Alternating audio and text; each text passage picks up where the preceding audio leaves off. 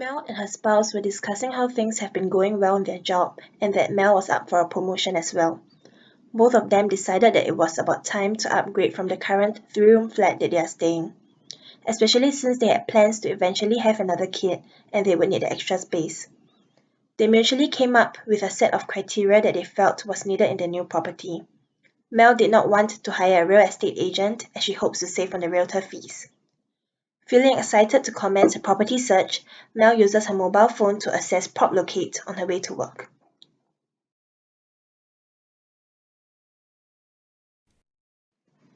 She inputs that she is looking for a 5-room resale flat. PropLocate generates a series of listings that are all 5-room resale flats. Wanting to narrow her search further, Mel inputs a budget of $650K. In addition, the property needs to be a walking distance to a primary school and childcare center. She also prefers bus stops, MRT stations, and food courts to be located nearby.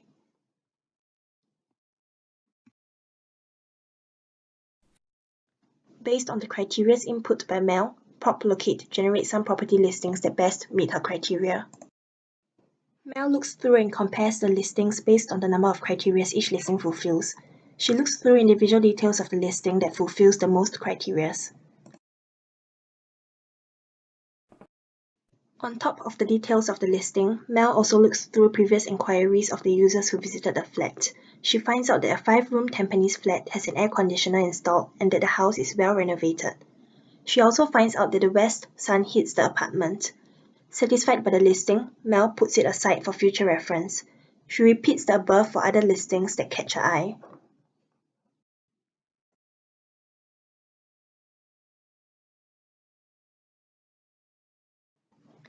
Revisiting the listings she put aside, Mel finds that she is impressed by 2 flats in particular, a 5-room flat in Tampines and another 5-room flat in Punggol. She decides to compare more closely the individual criteria met by the Tampines and Punggol flats. On comparing the two, Mel has a greater preference for the Tampines flat. She decides to examine the listing in greater detail, hoping to find what's near the Tampines flat. She decides that she would like to go down and view the Tampines property. Mel chooses a date time that is convenient for her.